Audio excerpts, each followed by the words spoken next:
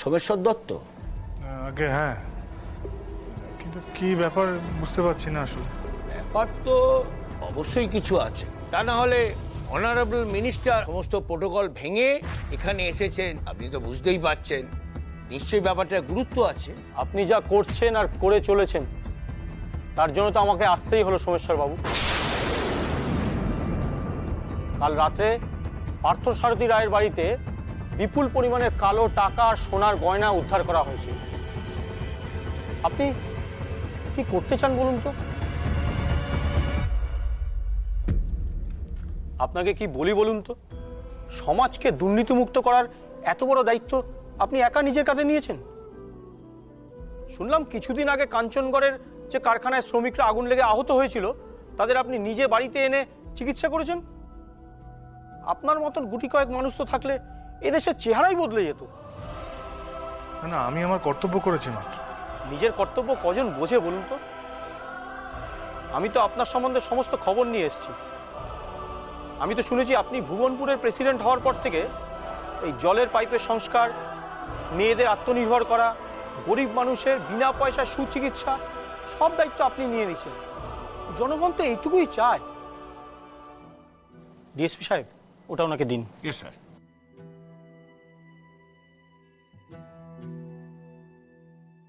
সরকারের পক্ষ থেকে সামান্য 15 লক্ষ টাকা। 15 লক্ষ টাকা আমাকে? এটা আপনার প্রাপ্য সম্মান, প্লিজ এটাকে না করবেন না। না না, আমি এই এত টাকা নিয়ে কি করব? এটা দিয়ে আপনি আপনার ভিতটা শক্ত করুন পরিবারের, আর এটা আপনারই প্রাপ্য, প্লিজ না করবেন না। আজ উনি এখানকার ব্লক প্রেসিডেন্টের বাড়িতে রেড করিয়েছিলেন। টাকা ও সোনা মিলিয়ে কয়েক কোটি টাকা ভ্যালু আছে। তাহলে তো উনি তার থেকে কিছু পার্সেন্টেজ পাবেন। আচ্ছা, কি বলছেন বলুন তো? আমার এসবের কোনো প্রয়োজন নেই। আমি এত টাকা নিয়ে কি করব? আপনি আর আপনার ওয়াইফ যেটা করেন, মানুষের পাশে দাঁড়ানো নিঃস্বার্থভাবে, সেটাই। ওটা দিন। Yes sir. ম্যাডাম, এটা আপনার জন্য। আমার জন্য? সৌদামিনী হেলথ ক্লিনিকের কথা কিন্তু মুখে মুখে চারিদিকে ছড়িয়ে পড়েছে। সবাই আপনাকে কি বলে জানেন? Florence Nightingale of Bhubanpur. ইচ্ছে থাকলেই একজন ডাক্তার যে কি করতে পারে তা আপনি দেখিয়েছেন। তোমার কাছে, এই জীবনের কাছে আমার যে আর কিচ্ছু চাওয়ার রইল না, আর কিচ্ছু চাওয়ার রইল না সোম, আমি সব পেয়ে গেছি। আচ্ছা, কেন হেয়ালি করছো বলো তো? আমার তো চিন্তা হয় নাকি? ডাক্তারবাবু কি বললেন সেটা বলো না। তুমি এখনো বুঝতে পারছো না? তুমি বাবা হতে চলেছ সোম, তুমি বাবা হতে চলেছ। সত্যি?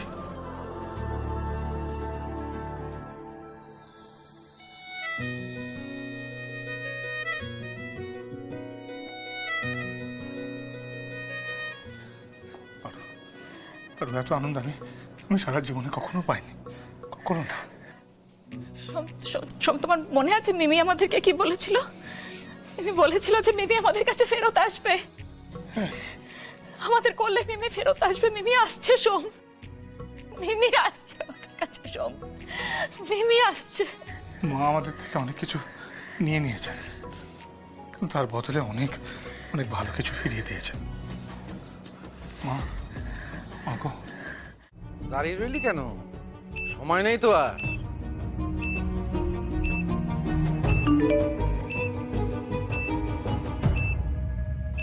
অঙ্কুর, আমি পার্বতী।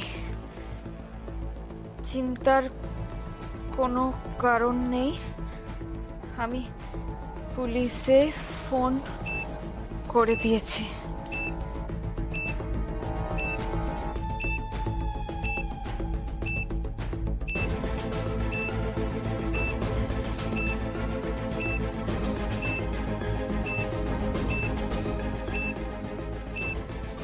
ও খোকা, কি করো?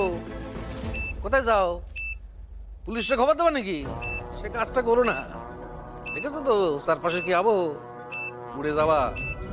চিন্তা করো না দাদা, উনি বৌদি মেসেজ করেছিল একদম ঠিক আছে, এক্ষুনি পুলিশ নিয়ে আসছে। বাবা ছেলে মানুষই কেন করছো বলো তো? হ্যাঁ, সোম চাইলেও তোমাকে কিন্তু এখান থেকে বাইরে কোথাও নিয়ে যেতে পারবে না। পুলিশ কিন্তু সব জায়গায় তোমাকে হন্যে হয়ে খুঁজছে বাবা। একটু পরে অন্ধকার নেমে যাবে। পার্থসারথী রায় হয় লড়ে নয় মরে। সে আইনের কাছে কোনো আত্মসমর্পণ করে না। এই সম, এগোবি না, এগোবি না, এগোবি না। তুই যতদিন আমার পায়ের কাছে ছিলিস ততদিন তোর মাথার উপর আমার হাত ছিল। হ্যাঁ, কিন্তু যেদিন থেকে তুই আমার মাথার উপর চড়তে চেয়েছিস, মাথার উপর, তবে থেকে আমার শত্রুতা শুরু তোর সঙ্গে। ভুলে যাস না সোম, ভুলে যাস না।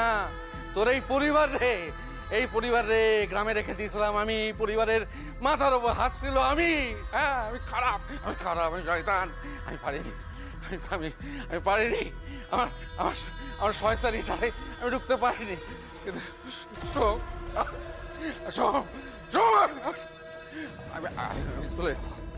আমি চলে যাব, কিন্তু আমার পরিবারটা তুই আগলে রাখবি। কথা দে, আমার পরিবারটা আগলে রাখবি। আমি জানি তুই মা হতে চলেছিস, কিন্তু পারু আমি আমার নিজের সন্তানের কাছে কোনোদিন ভালো বাবা হতে পারিনি। আমি শয়তান হয়ে গেছি, কিন্তু আমার সন্তানের সন্তান যে আসবে তারা বলিস তোর দাদু তো ওরকম নয়। দাদু চেয়েছিল, ভালো হতে পারেনি।